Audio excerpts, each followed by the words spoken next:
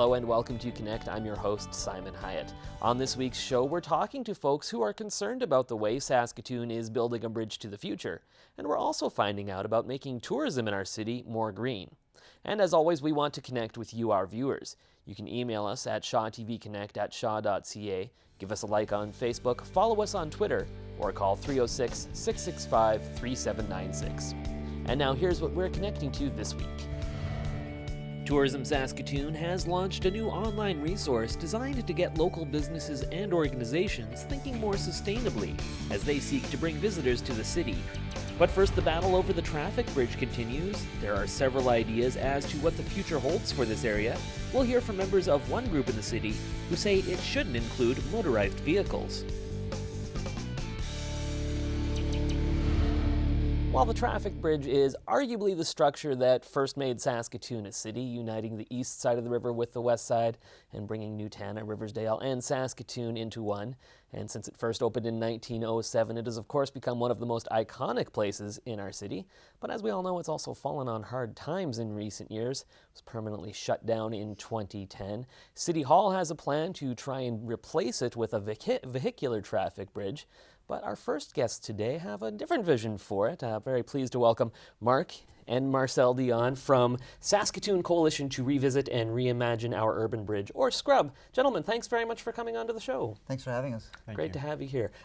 I'll throw questions out. Either one of you can answer. Okay. Maybe we'll start just a little bit with the basic. Why did this first become a passion for you folks? Why is this something you obviously care so deeply about? Well, we think there are a lot of people in Saskatoon that care deeply about it, and we've picked up the ball to try to bring people together who are like-minded. And I think Mark and I both, we couldn't believe the city was going to follow through on a plan to put cars back on the bridge when it's such an excellent location for a people space, a park bridge. And when after almost 4 years, we've gotten used to not having it. We don't really need that for vehicles, and it's an excellent location for pedestrian bridge. Yeah, and I guess I would also have to say that as we've looked more into the issue and researched it, we've come up with even more points as to why we think it should be just for pedestrians and bicyclists and non-vehicular traffic. And it's actually been quite startling. At first we thought it would just be a really nice hangout spot, South Saskatchewan River, best recreational asset in the city. But as we, looked into the city's own commission reports and some other, research coming out of larger centres about pedestrian and vehicle traffic, it's become increasingly obvious to us that, this is the direction we should be taking. Interesting. And so you folks, if viewers may have noticed, have the same last name, father and son. Talk a little bit about that. What has it been like working together on this project? It's easy. It's very simple.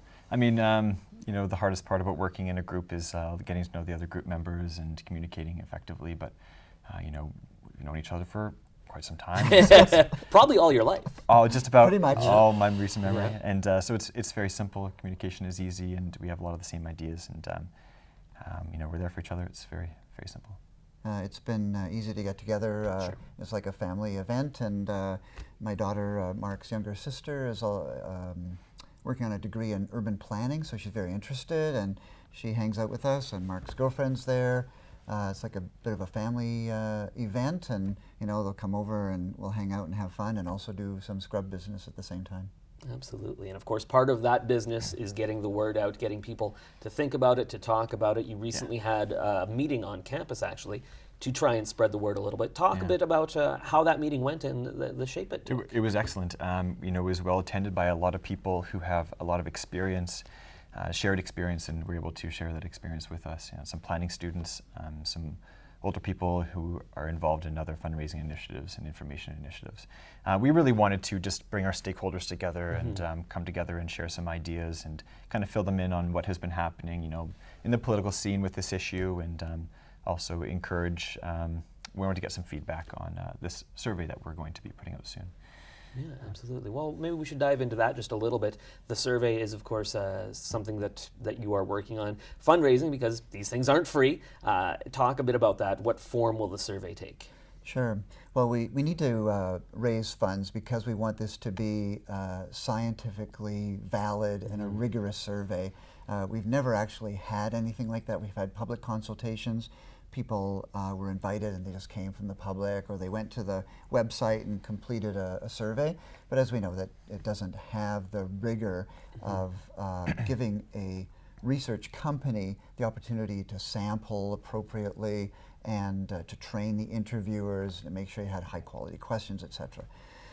So no fault of the companies that were involved. The request for proposals from the city asked for that, and that's what we paid for, so that's what we got. The other thing about the survey is that we're putting back on the table this really very popular option of having a walking, biking, people space bridge. Right. Vehicle-free bridge there. And when I say popular, the initial consultation showed that the majority of people picked that as a first or second choice, so it is popular. And then the third important reason for doing this survey is that we really want to show that people have the best interests of Saskatoon at heart. And so we're actually changing fundamentally the way the question is asked. Before it was, what would you like? What was your preference? You know, that's great if you're buying a car or a tube of toothpaste, but this is a public space. And so our question is, you know, which of these choices, and we can talk about the choices that we're putting to people, which of these choices is best going to contribute to the quality of life of residents in Saskatoon over the next 100 years? That's a very different question. I think a really important question that will bring people together and think not just of themselves and what's the most convenient for me, but to think about Saskatoon and for generations. Absolutely. As I mentioned off the top, City Hall has some different opinions from we folks about what this should be. They are pushing for a traffic bridge that will also carry pedestrians and bicycles. Had the opportunity earlier in the season to speak with Mayor Don Atchison, and here were some of his thoughts on what the future of the traffic bridge should be. But you know, some people talk about just using it as a pedestrian cyclist bridge, the traffic bridge. I ask people to come down here at 4:30, 5 o'clock in the afternoon, and you see the lineups of traffic already. And in a few years, we're going to have to repair the University Bridge, and then the Broadway Bridge, and then the Centerset Buckle Bridge. And I think of all the time and delay people are going to have. We talk about pollution, CO2 and that, trying to get people home sooner, closer to their families. Yeah. I just think that the traffic bridge plays an integral part in all of this. And on top of that, it's for transit. I want transit to use that bridge. Oh, interesting. Okay. Why do all the buses have to go across the Broadway Bridge to go up to 8th Street to come back down again? Why can't we put some on Victoria? Why can't some go on Broadway and use the Broadway Bridge? What about police? What about fire? What about ambulances? If you have a heart attack and you pass away and you tell family members, you know, if we could have got here just 2 minutes sooner, we may have been able to save them. Well, quite frankly, the piers are in place. We've already decided that we'll allow for sidewalks on both sides of the bridge for pedestrians and cyclists. We're going to make them wider. And quite frankly, I think it's just a wonderful program that's being put in place. All right, so we've heard from the mayor. I could tell from your guys' reaction that certainly respectfully disagreeing with some of his points. Talk a little bit about your thoughts on his thoughts, I guess. Yeah.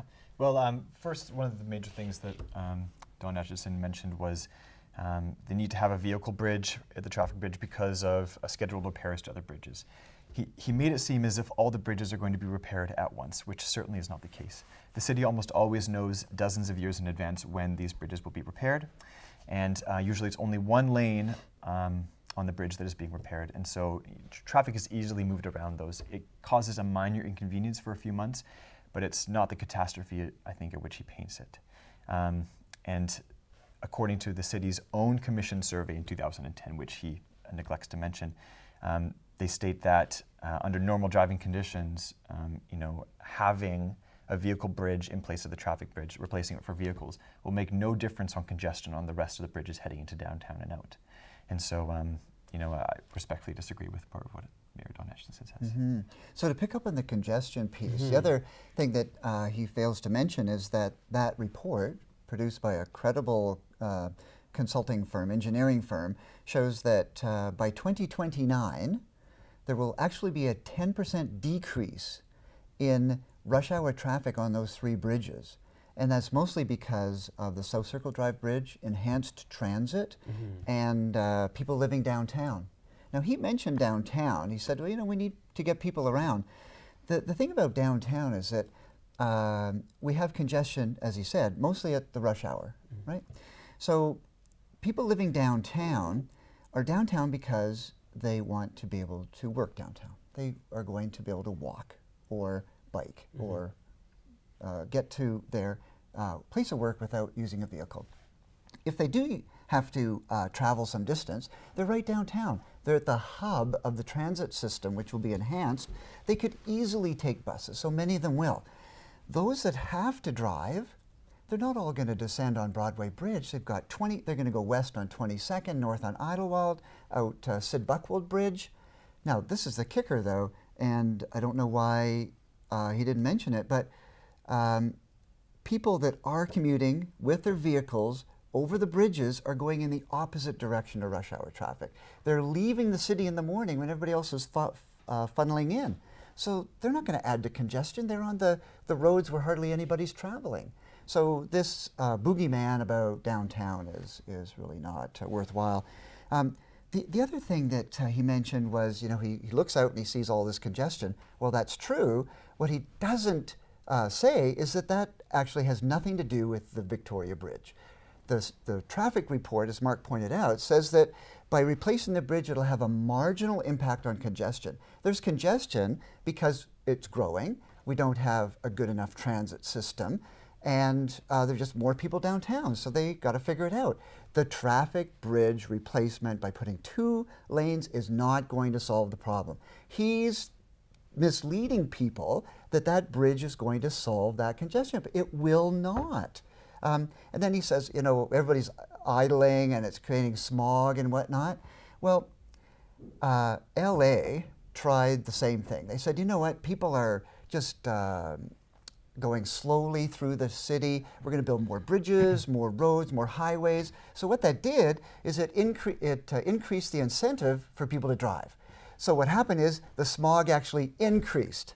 So the mayor's solution to reducing smog actually increases the smog. So those are not solutions. Those are actually going to drag the city down. I don't understand his thinking on that. He's exactly as Marcelo said. He thinks that building a bridge will move people out of the city quickly. But in fact, when you build a bridge for vehicles, you reduce the likelihood that people will use alternative modes of transportation, active modes of transportation, walking and biking. If we build a bridge for the community and for non-motor vehicles, it will actually encourage people to walk and bike more often, thereby reducing congestion in downtown and the outlying areas, thereby reducing the need for a vehicular bridge. We can't think short-term on this. We can't think about how it will potentially increase our, getting home by like 10 or 7 seconds to have this bridge. We have to think about the next generation, because this is a bridge that will last for 100 years. So in 20 years, when we've decided that it's not necessary to have a vehicular bridge, it won't matter because it'll still be around for another 60 years. He's thinking short term. One of the things, of course, though, if we do proceed, if you're successful with this movement and we do, there is the public will, that is, I guess, to have a pedestrian, a cyclist bridge, you're going to have to work with City Council, of course, to try and make this happen because, of course, they control the purse strings and decide where and when these things will happen. Do you get the sense that if there is public will, if this is what people want, can there be cooperation, and do you think City Hall would get behind it? Absolutely. Oh, yes, for sure. And we already have some support from some councillors, and what we've heard from the media is that some of City Hall is resistant to this idea because they've already applied for this P3 funding. They've already gone through the process of the last 4 years of having a vehicular bridge built. And to backtrack on that would lose a lot of time and effort. And so they want to see this through. Mm-hmm. And so we think that if the P3 funding was to fall out from under it and a new slate was, there was a new slate, that it would very likely work in our favor, work for the city's interest, yeah. For sure, and we've already heard in terms of that funding, it sounds like the provincial government, at least right now, doesn't want to put money towards the project. No. And the provincial government has said that they don't normally fund infrastructure projects within city limits. They haven't said an outright no, and the mayor has said that that's a victory for now, that they haven't said no. But it's yet to be seen. Very good. Where do we go from here as we wind down the segment? How do you get the word out? What are you doing to try and generate interest and get this more into people's mind? We have the survey that's coming up. That's our next big project.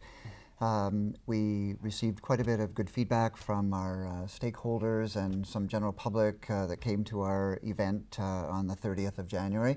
As Mark said, we're going to put out the survey online, which is cheap. So we're going to just invite a whole bunch of people to try it out. We want them to test drive it. And that will give us a little bit of information about the questions and a little bit more feedback and see how we need to tweak the questions. We think we'll probably give a press release when that's out, and that will generate a little bit of activity. We'll do some more fundraising, and then we're going to take whatever money we have and survey through a arm's length research company, several neighborhoods in Saskatoon, and find out what they think. We haven't had a chance to talk about the different options that we have, and if we have time, I think that'd be great. Yeah, if we briefly outline those, that would be great. I know there's a few different possibilities. Sure. So maybe you should handle this. Sure. So what we wanted to do is try to bracket it. So we have at one end a people-oriented park bridge, wide deck with all coves, all kinds of things. It would look like a park that's stretching across the river. So that's it. No vehicles ever, just that. Okay. On the other end, the fourth choice would be 4 lanes of traffic and no sidewalks, so just cars. So that gives us the two ends of the spectrum. Extremes, sure, yeah. Then in the middle, the 2 center choices are compromises. One is the preferred option that the city has proposed through their funding, which is 2 lanes and sidewalks on both sides, etc. We thought it was important to have that out on the table so that people could say what they thought about it in comparison to other options. And then the final option is a compromise, I guess, but it's shared seasonally. So it's the wide deck park bridge that, when necessary, or maybe in the dead of winter, is open up to vehicles because people won't be using it as a park at that time. So those are the options we're looking at. A lot of options. Be looking for feedback very quickly. If people want to get more information, where can they get it? SaskatoonUrbanBridge.org. Perfect. Gentlemen, thank you so much for coming on the show. Thanks Interesting so much for stuff. having I us. Thanks, Sam. know we'll be Appreciate it. hearing about this likely for probably a few years to come at least. We hope some so. time. Yeah, All that'd right. be great. Thanks very much. Thanks. Stay tuned to Connect. Coming up, we'll be taking a look at making tourism in Saskatoon more green.